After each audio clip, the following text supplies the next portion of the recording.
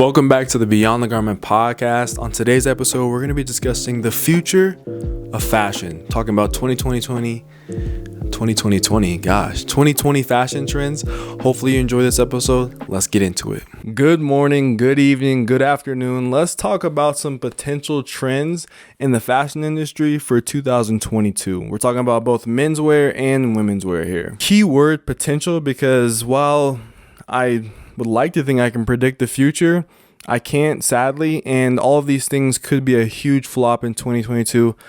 I just don't know. Plus, fashion is a pretty fickle subject and it's pretty cyclical, so things that are typically unpopular at a certain period of time tend to cycle in and out. And I think the cycle we're in right now is a pretty interesting cycle if you ask me. Also, this is a video podcast, so if you're listening to the audio version and want to tune into the video version, you can do so by going to my YouTube channel, which is just Drew Joyner, and then going over to the video podcast playlist, and that's where this video will live for the remainder of its life. And the audio is on the Beyond the Garment podcast. So if you just want to listen to audio, like if you're on a road trip or something like that, you want to listen to the podcast, Beyond the Garment podcast is your destination. So let's get into the first subject at hand, which is probably one of my favorite aspects of fashion: footwear. I talk about footwear quite often on TikTok, on Instagram, on wherever. And I love talking about footwear because for whatever reason, like, you can have a strong outfit, but if what's on your feet aren't hidden, it changes the entire kind of dexterity, changes the entire look of the outfit, in my opinion. So all jokes aside, I think footwear is a very important part of any type of personal styling. So I think in 2021, almost forgot the year, we had some pretty interesting footwear that was showcased throughout the year, both in menswear and in womenswear. I think early on, like, there was a pretty strong obsessiveness around Jordan 1s and Dunks, and I think the prominence of the Birkenstock Boston and just clogs just continues to be on the rise throughout 2021. Clogs, more specifically, Jordans and Dunks being early 2021. And I think other brands and other items in footwear that rose to popularity were like the loafer, and I think New Balance did a fantastic job with sneakers and growing their market share of, having New Balance shoes showcased more and more on what people are wearing. I don't know why I said that like that. That was very weird, but you get my point. I think heading into 2022, there will just be more of a rise in non-traditional footwear being at the forefront of what's popular, what's trending. I think a lot of times, especially when it comes to sneaker culture or when it comes to just footwear in general, there was a huge surge in sneakers becoming very accessible, very popular. There's sneaker culture was really on the uprise, and I think now we're kind of coming off of that honeymoon phase of hyped sneakers, and a lot of people are searching for and looking for more nuanced style of footwear, and that is going to play out very prominently in 2022. I think some of the early examples of this were brands and designers such as Miyahara Yasuhiro. I think what the Yeezy brand did as well, with the kind of obtusely shaped boots and anything that features like a Vibram outsole. I think that was kind of the premonition of what 2022 is going to look like. And now going into 2022, I think you're going to see a lot more of Yasuhiro obtusely shaped clogs and just, a lot of Vibram, which we'll get to.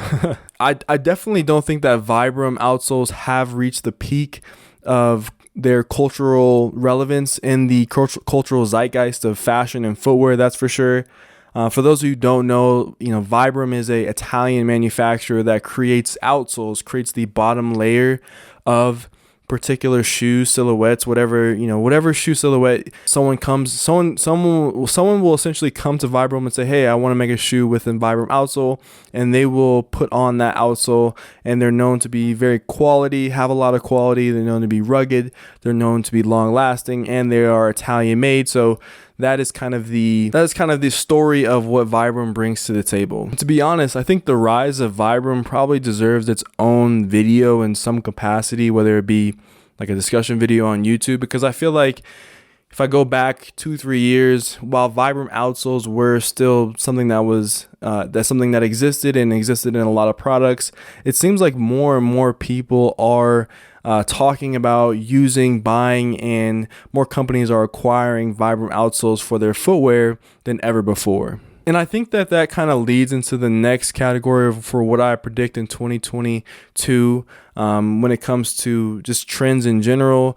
Like I said, for footwear, to kind of summarize it, we're going to see more kind of unique, nuanced shoes, whether that be kind of one-offs of boots or one-offs of, Vibram outsoled shoes or sneakers or footwear or kind of Miyahara Yasuhiro types of shoes. Those things are just going to become more prominent. And I think that we're almost, in a way, I feel as though this will happen, maybe not 2022 early, but later, there will not be a predominant, sneaker brand that holds the culture. I think for the longest time, I think the way I've always viewed footwear is that, you have the biggest brand at the time is going to be kind of the market leader, and whatever they're doing, it typically it trickles down to, what everyone else is doing as well. So I think about like in 2016, I think about how when Adidas had Boost, they had a very popular running shoe.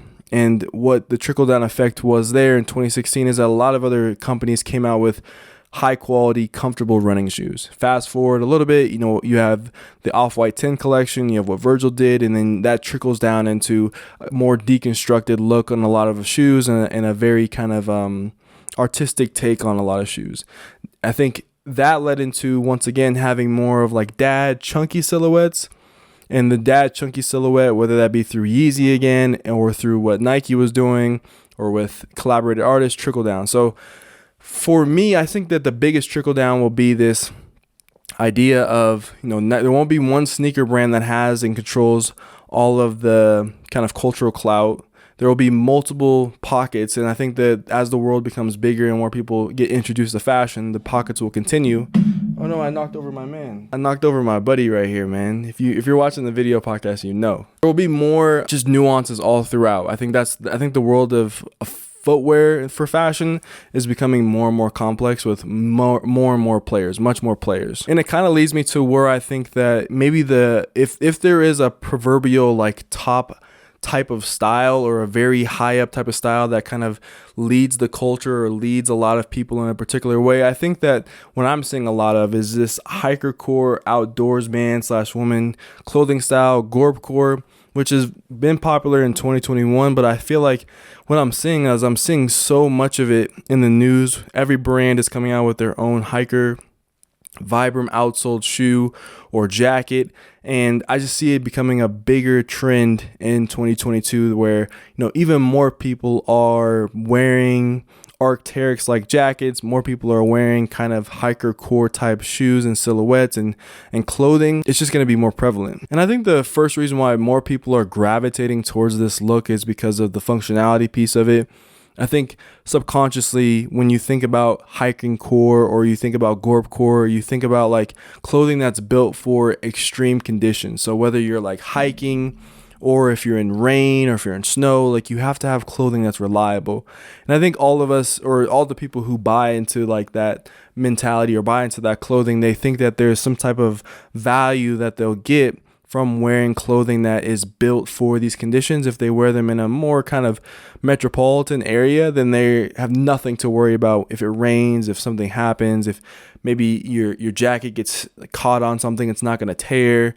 I think a lot of people like that ability to have clothing that is built with intent and built to last. Some of the brands I definitely have to mention that I feel like are leading the charge are Salomon, Arc'teryx, A Cold Wall is another one I've been following along with.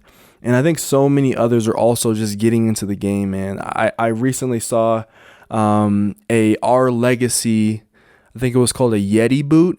And it had of course it had the Vibram outsole.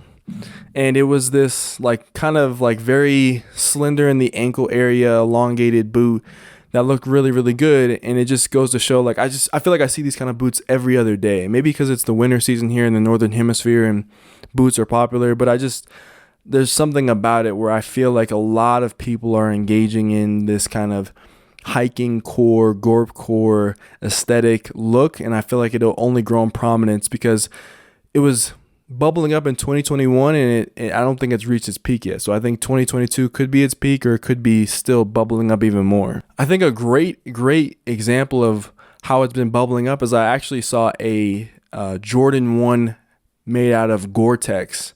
It was an Air Jordan 1 Gore-Tex upper. Now, if that doesn't say anything about what kind of trends are going on, or what's becoming the most popular kind of style and fashion, or in footwear, I don't think anything else will. When Jordan starts making Gore-Tex Jordans, it's a very interesting time for sure. So I think that the popularity of those items and the popularity of Gorpcore is just going to continue in 2022, like I've been saying. So in preparation for this video, I was doing a bit more research, and for this episode, and I read a lot of large publications, and a lot of them mentioned the advent or the increase in extremely wide pants, right? Like very, very wide pants. And I can understand that. I think that wide fitting trousers and jeans and pants have once again been on the uptrend. More and more people are wearing them. You have, obviously, in the street space, you have a lot of people wearing double knees. In the high fashion space, you have a lot of wide fitting trousers. You still have a lot of skinny ones as well, but I feel like what I'm looking at, more people are complimenting, what more people are just giving more love to, are the wide fitters. The wide fitters. So I think that, and what I read is that more people will be wearing even wider pants. One of the reviews I recently watched about the Yeezy Sulfur boot is that they are so wide that, even your traditional wide fitting pants do not kind of drape over the top of that shoe because it's so wide. So things like that, if you have more nuanced footwear, you have to have a different style of pant that also fits with that footwear. And I think wide fitting pants, because we're in a moment where I think a lot of people, not everyone, but a lot of people like to have their pants drape over their shoes, whether it be a boot, whether it be a sneaker or a loafer. They like to have it draped over depending on their personal styling. I feel like a lot of people are also going to gravitate towards wider fitting pants, even more so in 2022. And as a result, you're going to have a lot more product offerings for wider fitting pants at varying price levels. And obviously, like, it's going to be different for everyone. Everyone's body type is a little bit different. And I think it's important, like, I'm going to be making a video about this. I'm going to be making a video about body type, proportions, and silhouette, because I think that just throwing on any willy-dilly pant for yourself is not the best idea, and just to follow the trend. I'm saying what the trends will be. So obviously, if you have an idea of things that you want to look for in the future, you can look for them. But I think all of us have different body types. And so because we all have different body types, maybe the widest fitting pant won't look the best. Maybe it's better to go with more of a regular or straight fit. Maybe you enjoy the skinny fit and you just want to wear skinny jeans, and that's great. And it's all about personal styling at this point. You know what I mean? So don't allow the trends to be the only thing you pay attention to. It's just kind of fun to talk about what maybe will be in the future, right? So like I said, right now we're in the midst of fall, winter for here in the Northern Hemisphere, and maybe you're in like the spring going into the summertime for the Southern Hemisphere, or you're in the summertime. I think that for us here in the Northern Hemisphere, one of the bigger things that's going to be happening is that you're going to see a lot more bright and loud colors starting the new year off, as spring begins to roll around. One of the popular, kind of less talked about trends or just ideas in fashion recently is just the popularity of muted tones, very kind of earthy colors, and just very subtle colors, right? I think that's what we're seeing a lot of. Like, for example, I'm wearing this, Edward Joyner brown crest hoodie. And I think that this hoodie is an example of kind of what moment we're in for fashion as it relates to colors. A lot of browns, a lot of olives, a lot of grays, a lot of blacks, and things like that. But I think when spring rolls around, you're going to see a lot more bright colors, whether they be pinks or, neon greens, or just fluorescent greens or blues, and just different colors that you don't traditionally see in these months leading into the fall and the winter. But even in, summer, I feel like the summer of 2021, a lot of the color palette was this more muted color palette, and you might see a bit more just color variation coming into 2022. So, But what do you think is going to be in 2022? Those are kind of my list of things that I feel like will be happening in 2022. I can't predict like the exact type of model that Nike is cooking up, or the exact model that Guidi is cooking up, or Christian Dior or Louis Vuitton or whatever. I don't know. Like we'll see when we see, and we'll see what catches fire and what kind of falls into irrelevancy, which it's always fun to see, because there's always new product being made. Someone right now is designing, the hottest thing, or has already designed, and it's in production, the hottest thing of 2022. And only time will tell whether or not the public views it as that, or if it ends up as a flop, like I said. So thank you so much for listening to this week's episode. Give it a 5-star review if you're watching, or if you're listening on Apple Music. If you're watching on the YouTube channel, thank you so much for taking the time out of your day to watch this video. Leave a comment down below, your thoughts and your comments. I want to continue to cultivate community as it pertains to fashion, and it pertains to footwear and everything else that I do on the channel. So comment your thoughts. I'm curious to hear what you think. As always, I'm spreading peace, love, and positivity in 2021. So that means I'm spreading peace, love, and positivity to you. Wherever you are in the world, have a wonderful rest of your day. We'll see you on next week's episode.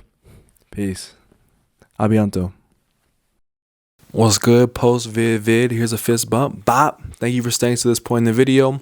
The next video is going to be a banger. We're going to be talking about silhouette and proportions. It'll come out this Sunday if you're watching at the time that this video is posted. Can't wait to see you there. Hashtag post Vid Vid gang. Shout out to you guys.